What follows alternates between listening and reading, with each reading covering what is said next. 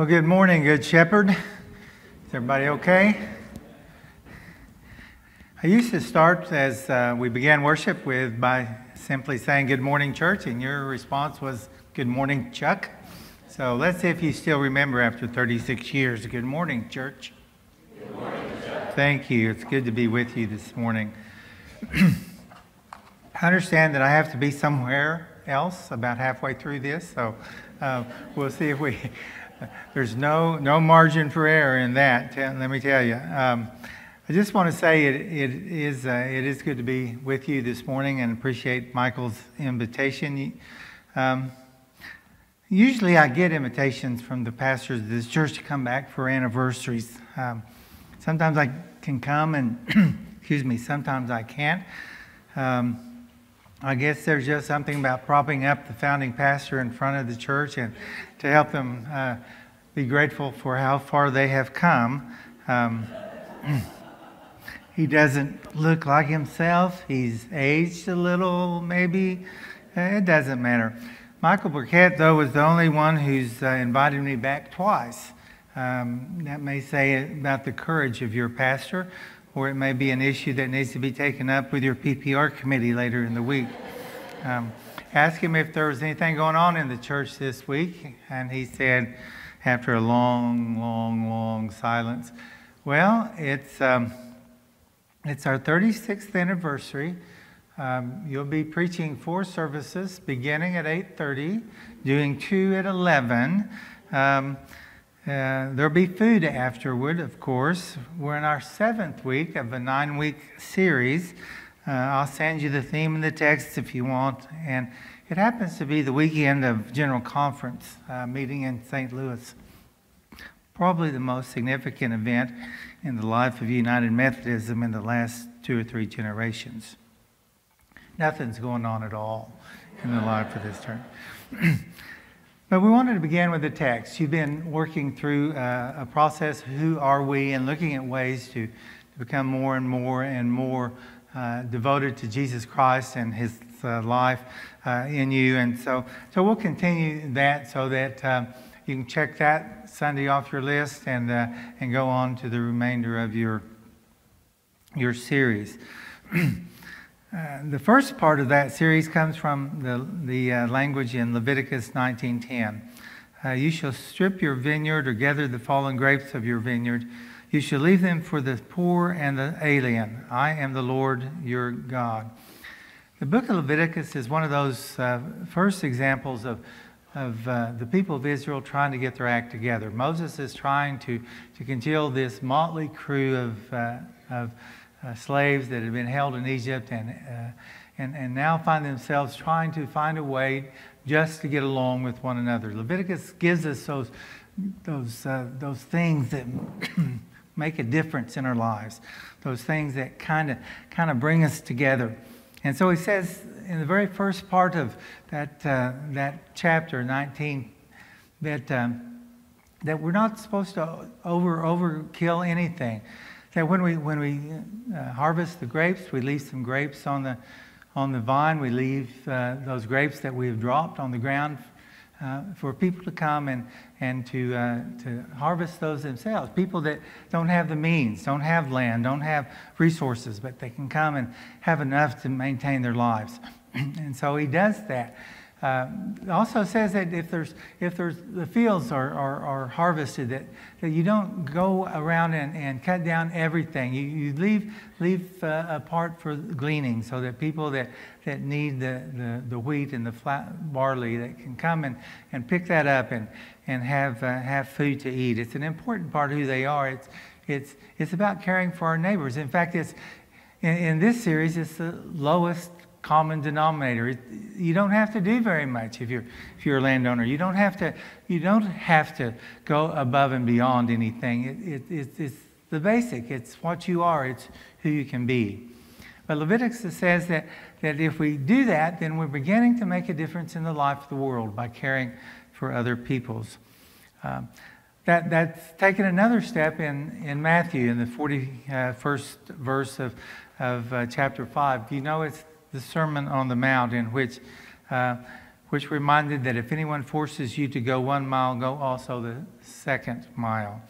It's not just being Christian, it's about being like Jesus. Go the 2nd mile, he says.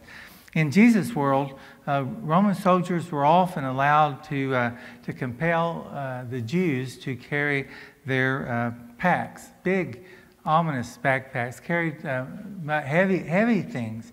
And indeed, they didn't ask them to carry them because the packs were too heavy for the soldiers. In fact, they asked them to carry them because they could. It was a way that the Romans were particularly limiting of what the Jews could do. Legally, though, they could only force a person to carry that backpack 1 mile, and then they had to go off and find somebody else to intimidate. But this, Jesus says, if anyone forces you to go 1 mile, go also the 2nd mile. Go also the 2nd mile. Why would any self-respecting Jew want to serve his oppressors more than absolutely necessary? To this teaching, Jesus adds a few more. If anyone strikes you on the right cheek, turn the other cheek. If anyone wants to sue you and take your coat, give him your cloak also. Give to everyone who begs from you, and do not refuse anyone who wants to borrow from you. Love your enemies and pray for those who persecute you. For many, this passage has been used to dominate and oppress others. People all through the centuries have taken these passages and used them to lord their power over those who were less powerful. Jesus seemed to be saying that we should not stand up for ourselves, that we should be Casper milquetoast or panty waist. Throughout the centuries, people have used this teaching to encourage the abused to stay with the abuser.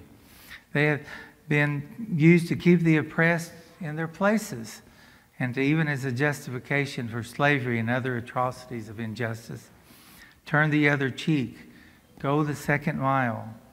Love your enemies. All of those are ways in which we find ourselves able to turn the tables, to take the oppression away from the oppressor, and in Jesus' love find ourselves able to turn the tide fully. I think you understand what Jesus was saying. You have to take into account what he meant in the very last verses of that portion of the Sermon on the Mount. At the end of his teaching, Jesus says the hardest thing of all: be perfect, therefore, as your heavenly Father is perfect. The Greek word translated perfect doesn't mean flawless or without fault. It means complete, mature. It means being whole. It implies the fulfillment of intentions and of accomplishments of God's given purpose. It means living with integrity.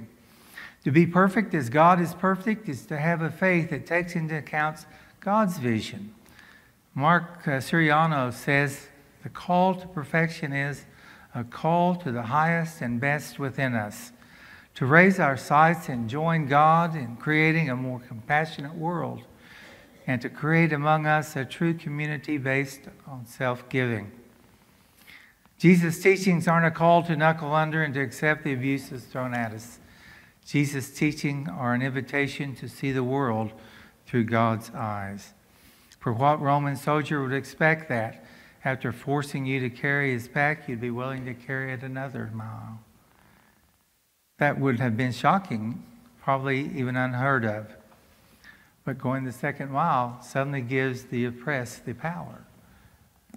You can decide to love in the midst of the oppression. What thief would expect that at taking your coat that you'd offer up your cloak? Probably the most important object that you carry with you that keeps those with little resources warm at night, provides a cover for you, and provides the sustenance that you need. Siriano explains it this way: the exercise of self-giving and of going the extra mile are meant to be liberating, not enslaving. These acts of love are choices that cannot be imposed upon us. Jesus calls us to go above and beyond, on to the next thing.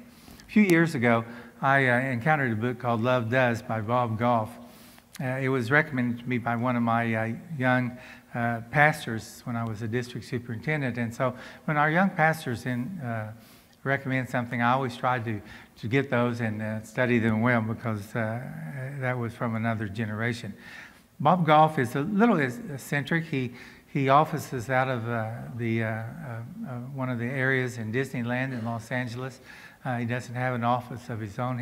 He travels all over the world, has immense resources, is the legal consulate for Uganda. But he does a lot of fun things with his kids. He goes on trips. He takes them to various parts of the world on various exciting. He tells about an exercise he used to play as a kid, and that it was a really fun time to be able to do that very thing. They would take a little thing, for example, and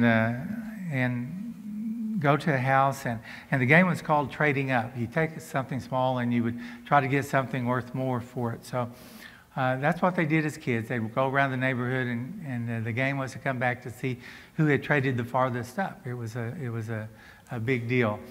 And so one day his son Richard decided to play that game on his own. So he gathered up some friends and took a dime. He went to the first house with a dime and asked the person who answered the door, said, "I've got a dime, we're playing Trading Up, and we wanted to know if you had something that was more valuable than a dime that we could trade for." And the guy yelled back at his wife, "Martin, do we have anything more valuable than a dime? That we're playing Trading Up?" And Golf likes it. The guy said, "We're playing Trading Up."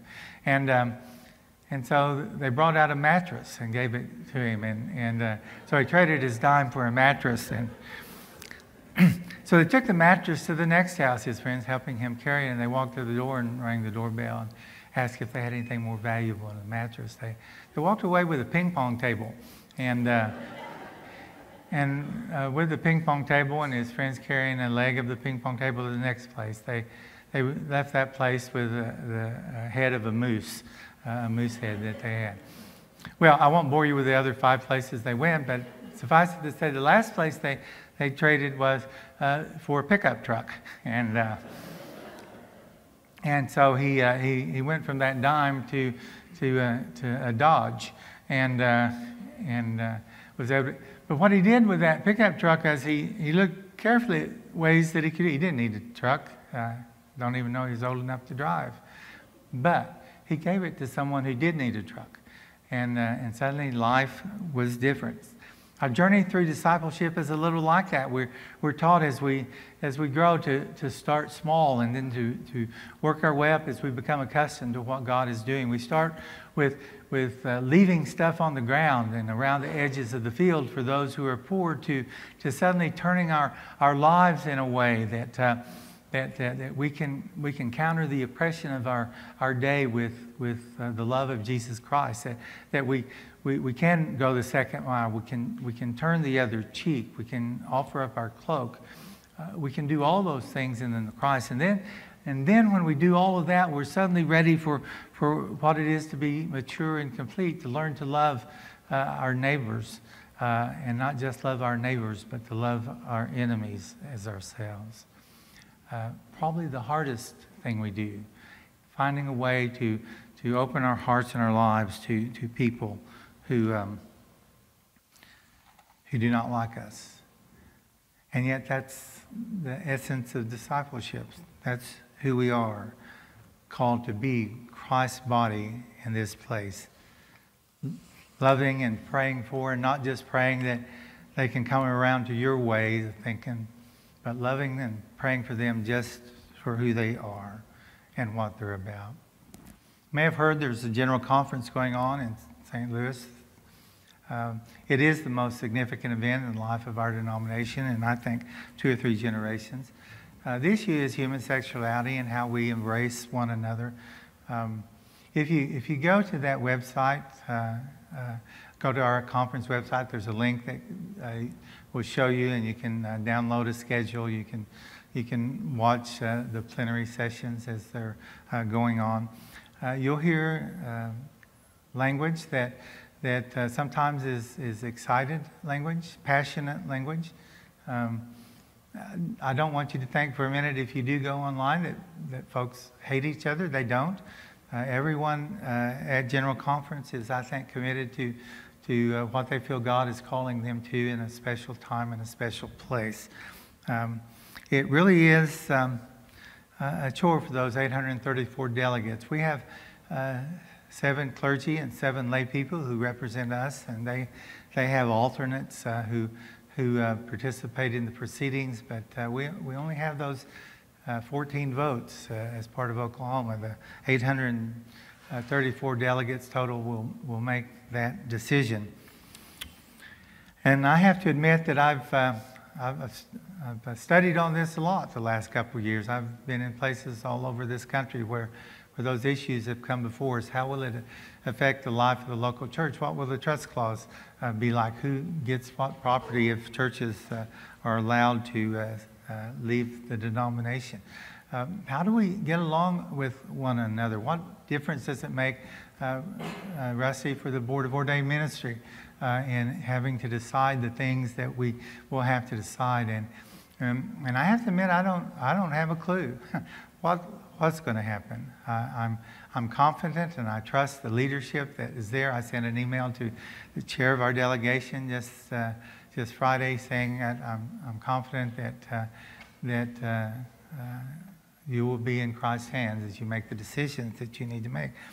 But what I do know is that Church of the Good Shepherd will still be Church of the Good Shepherd when the dust settles. I believe that.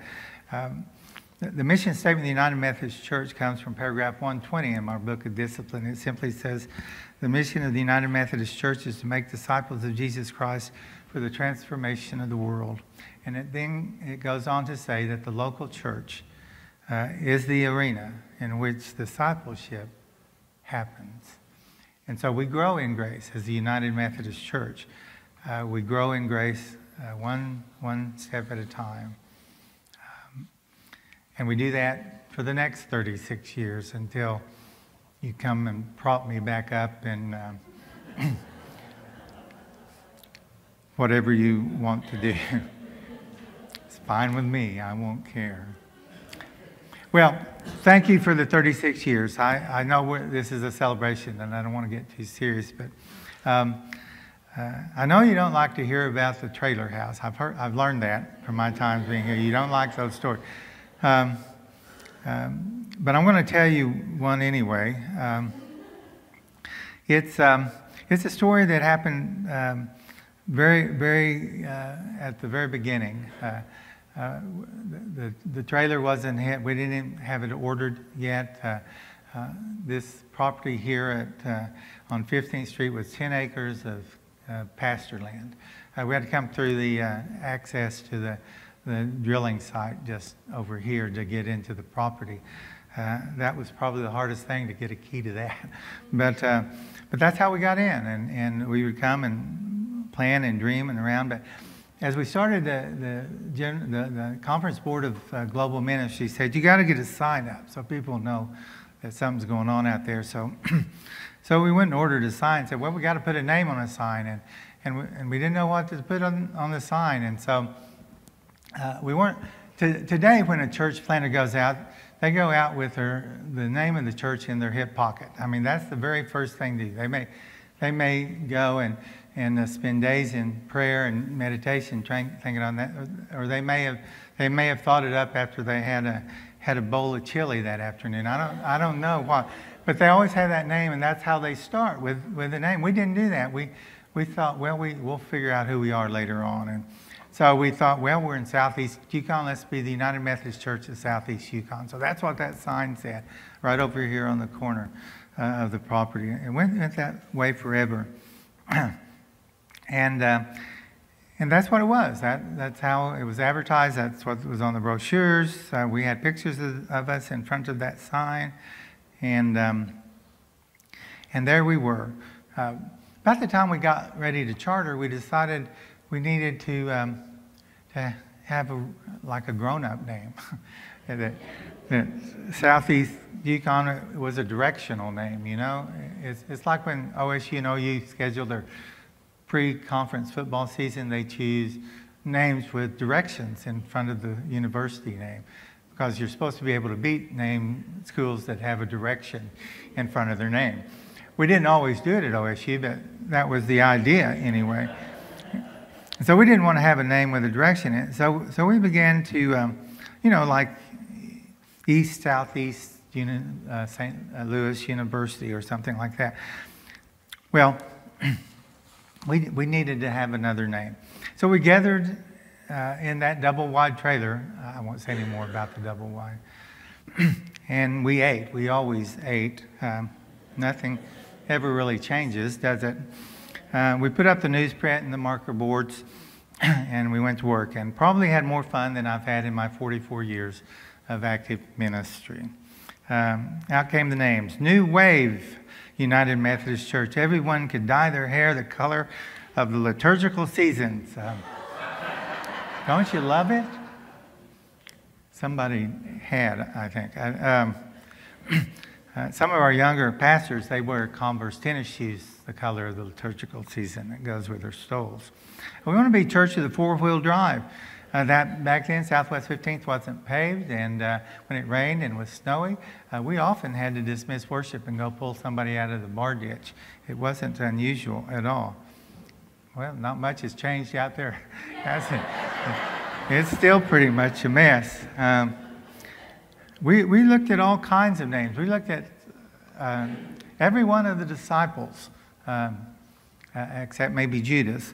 But we turned those down. We looked at a few NFL quarterbacks with ties to Oklahoma, though I don't know whether they were United Methodist or not.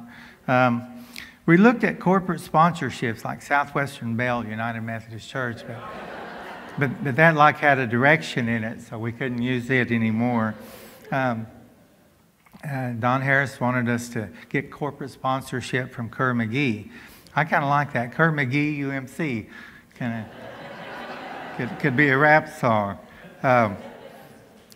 It finally came down to two. Heritage United Methodist Church and Good Shepherd United Methodist Church. We went back and forth, back and forth, back and forth. It was kind of like the thunder the other night, back and forth. Finally, the scales of justice changed, and we agreed upon United Methodist Church of the Good Shepherd. Mainly because we wouldn't have to create a whole new sign. We could just go out to the sign that we had and mark out Southeast Yukon and write in Good Shepherd. Though I think Pete Glidden still thinks we should have been Heritage United Methodist Church. Names can be that way, can't they? How appropriate. You name your child, and very soon their personality mirrors the name that you've chosen. People grow into that name. They embrace that name and become that name. You can't imagine them ever being called anything else, can you? Your children have those babies, and they come up with the most audacious names. And you walk out of that hospital room and you think, what were they thinking? And yet, you can't now imagine them being called anything else. I mean, they are that way. That's what naming someone does. That's why naming has always been such an important part of our culture. Why we used to christen children so that they could have that name. Well, we don't do that much anymore. We baptize those babies, but naming was important.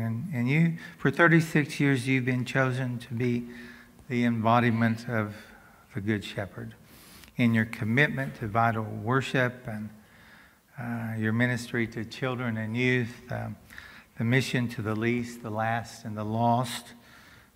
Good Shepherd is a name that is synonymous with excellence and visioning and generosity, and just think, it was all because of me. Well, not really. It was because of the faithful witnesses of those who gathered in that little trailer 36 years ago, and those who would join you later in the journey, laypersons committed to the call of Christ on their lives, and clergy leaders like Rusty Williams, who cast a vision for mission and ministry even as they provided pastoral care in the really tough times of your life. That's the legacy of Good Shepherd United Methodist Church. The United Methodist Church of the Good Shepherd, now and in the future. Well, I think you're doing fine. I've looked at the metrics of all these churches that were started back in the 80s in a really tough environment. The Penn Square Bank had just folded, and it was a tough time economically for our state and especially our churches. But Good Shepherd has flourished, the strongest of any of those churches started in the 80s, and continues to be who God has called you to be. Well, 36 years are done. Let's go on to the next 36 and see what God has in store for us as we continue to go above and beyond anything that's ever been expected of us. To be the disciples, men and women, children and youth, who makes a difference in the life of this part of Canadian County and reach out to the community and to the world in the name of the Christ. May God bless you in your journey. Amen.